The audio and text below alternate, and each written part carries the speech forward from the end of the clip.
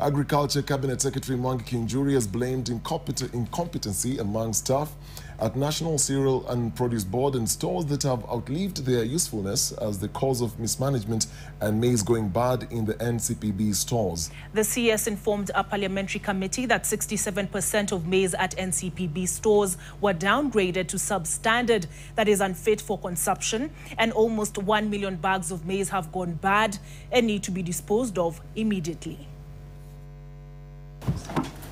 Agriculture Cabinet Secretary Mwangi Kiunjuri informed the National Assembly's Committee on Agriculture that they have proposed to the Cabinet the need to immediately dispose of 2 million bags of maize, which is likely to go bad at NCPB stores. We are told 60% of this maize across the country cannot be milled. More than 1.2 million bags of maize that are still in silos are discolored.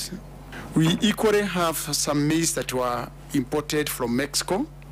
We have over 240,000 bags, and the maize also need to be disposed of immediately. To get a person who was recruited just as a clerk has now risen to become a manager in the silo.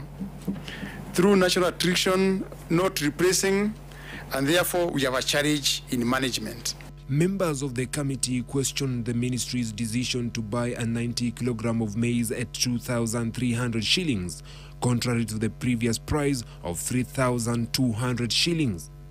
The price of 2,300 CS, you can come up with whatever formula you have, is not acceptable by the farmers in North Rift. We'd rather stay with our maize.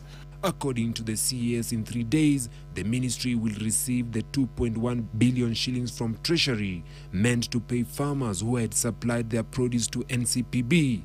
Out of the remaining 226 farmers meant to receive the money, 62 farmers will still have to wait to be cleared by the Ethics and Anti-Corruption Commission. Vincent Odur, NTV.